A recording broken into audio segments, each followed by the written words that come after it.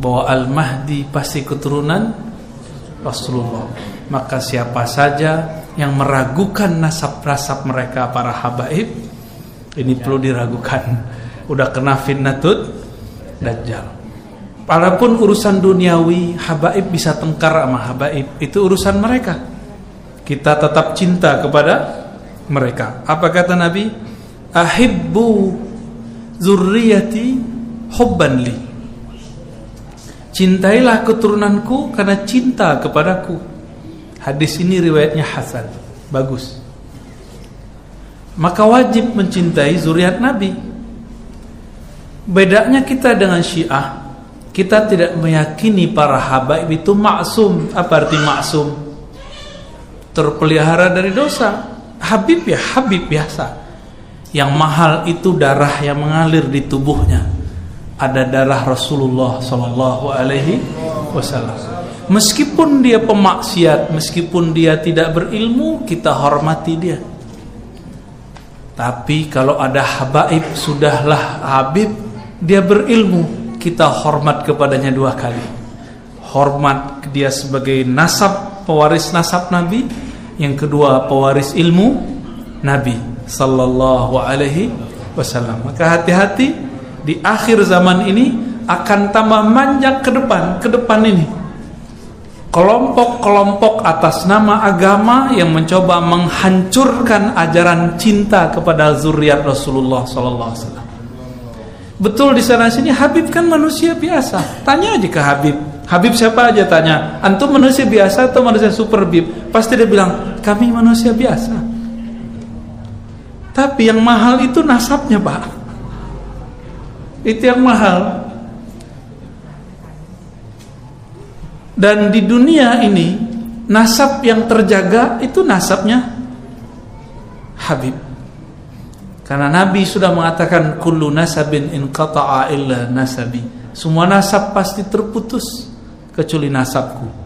Semua sanad keilmuan akan terputus kecuali sanadku.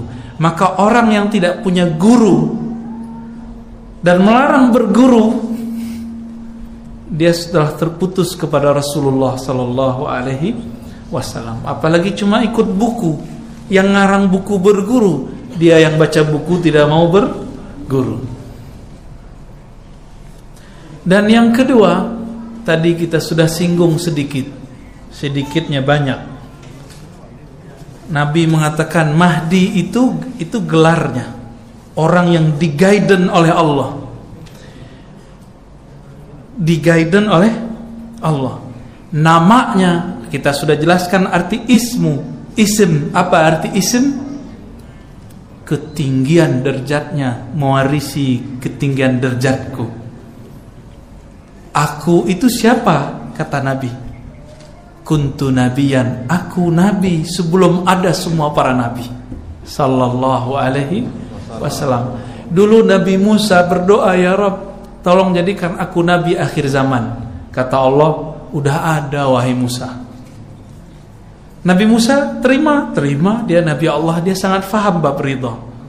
Maka beliau mengatakan, ya Rabb, kalau begitu tolong jadikan aku umat Muhammad sallallahu alaihi wasallam. Bapak pernah doa nggak dulu Pak jadi umat Nabi Muhammad? Enggak. Tapi Allah kasih hadiah Pak ya. Ini yang disebut nikmatul ijad. Nikmat diwujudkan sebagai umat Nabi Muhammad. Bersyukur nggak Pak? Maka Imam Nawawi bilang, ente kalau nggak bersyukur wujuduka zanbun, wujudmu itu dosa kalau kamu tidak bersyukur. Jadi kita sebagai umat Nabi sudah syukur Pak. Maka saya bersyukur setiap saat, apapun yang terjadi, baik kata orang, buruk kata orang, kayaknya semuanya harus disyukuri. Nggak ada satupun yang, bahkan corona terjadi pun membuat kita lebih dekat kepada Allah. Coba selama corona kita bisa ngaji online kan? Dulu nggak pernah ngimamin anak istri, itu bapak-bapak itu udah boleh ngimamin anak istri selama corona. Ya, ada rahasia-rahasia yang Allah Subhanahu wa taala buat. Nggak ada yang buruk itu mindset. Kalau kita memandang dengan pandangan Allah, semuanya terlihat baik karena Allah itu telah mengatur sebaik-baiknya. Betul, fitnatul dajjal itu zahirnya terlihat buruk, tapi batinnya itu adalah kebaikan. Ujian bagi anak sekolah itu baik atau buruk, Pak? Nih contoh nih, kita kan maunya nggak anak kecil kalau dulu nih pada pengen bolos ujian kan. Tapi kalau kita faham nggak diikutkan namanya dalam ujian, sedih nggak? Sedih kita. Orang tua yang udah bayar SPP, nama anaknya nggak masuk dalam daftar orang yang mahasiswa ujian, gimana? Marah nggak? Bisa bakar sekolahnya Pak sekarang, bisa gampar gurunya orang tua hari ini. Begitu teganya orang tua mau guru, dia nggak bisa ngajar, udah minta tolong sama orang.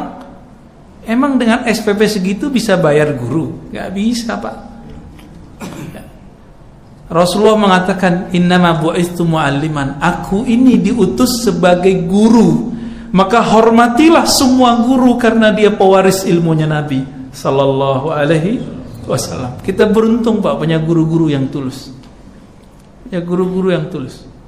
Alhamdulillahirabbil alamin. Gimana, udah ada pertanyaannya? Ini pertanyaan aneh-aneh kayaknya.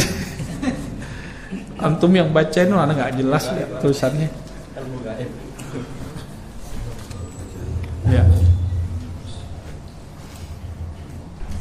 Dan kita pada pertanyaan pertama. Assalamualaikum warahmatullahi wabarakatuh. Mohon penjelasannya mengenai hadis mujadid atau setiap penghujung 100 tahun akan ada seorang yang memperbarui agama. Iya, bagus. Itu hadis Abu Daud juga. Seingat saya lafaznya begini. Innallaha yab'atsu li hadhil ummah fi kulli mi'ati sanatin man yujaddidu laha dinaha. Sesungguhnya Allah akan mengutus. Nah, ini kata kunci. Berarti mujaddid itu diutus, tapi dia bukan rasul. Jadi ada utusan yang bukan rasul, namanya mujaddid. Apa arti mujaddid? Pembaharu. Pembaharu itu merusak atau memperbaiki, membangun atau menghancurkan. Orang sekarang bawa bendera pembaharuan tapi menghancurkan. Katanya memperbaharui agama, tapi dia hancurkan orang-orang yang beragama. Dia serang kiri kanan, depan belakang. Maunya benang dia naikin sendiri. Ternyata benangnya pun basah, layu. Ya hadisnya sahih. Setiap 100 tahun ada mujaddid. Maka ulama kita mengumpulkan siapa mujaddid di abad pertama Rasulullah. Setelah beliau diperdebatkan Umar bin Abdul Aziz atau Al Hasan Al Basri, karena dekatan waktunya. Setelah itu Imam Abu Hanifah. Setelah itu Imam Muhammad bin Idris Syafi'i. Setelah itu Imam Abul Hasan Al-Asy'ari. Terus berlanjut sampai ke Imam Subki, Imam Suyuti. Terus sampai ini. Di zaman ini kita sedang menyongsong Al-Imam Al-Mahdi. Nggak lama, nggak tahu juga saya. Ya, kita nggak mau memprediksi Pak. Angka-angka ini berbahaya. Kecuali kita dapat petunjuk dari Allah. Kalau nggak usah cocok logi deh, ya. Bicaranya riwayat. Kalau nggak ahli ilham jangan ngomong. Sekarang kan orang ilhamnya ilham YouTubiyah. Kumpul-kumpulin video dari YouTube, cocok, jadi. Akhirnya terjadilah kekacauan bulan Ramadan kemarin. Udahlah kita kena corona, ditakut-takutin dukhon terjadi. 15 Ramadan bercampurlah dua ketakutan. Ditunggu-tunggu, kita udah bilangin ke jamaah, jamaah, hadis ini belum cocok sekarang terjadi. Nggak tahu kalau tahun ini. Saya nggak bilang juga tahun ini ya. Nggak tahu juga tahun besoknya lagi. Karena Nabi tidak kasih tahu kapan, kita serahkan saja kepada Allah. Ya. Mau terjadi mah kenapa? Itu aja Pak. Kita jawab raditu billahi rabba. Aku ridho, ya Allah, engkau mau apa aja aku terima. Yang penting kita di barisan yang benar ya Allah, amin. Jangan di barisan yang salah.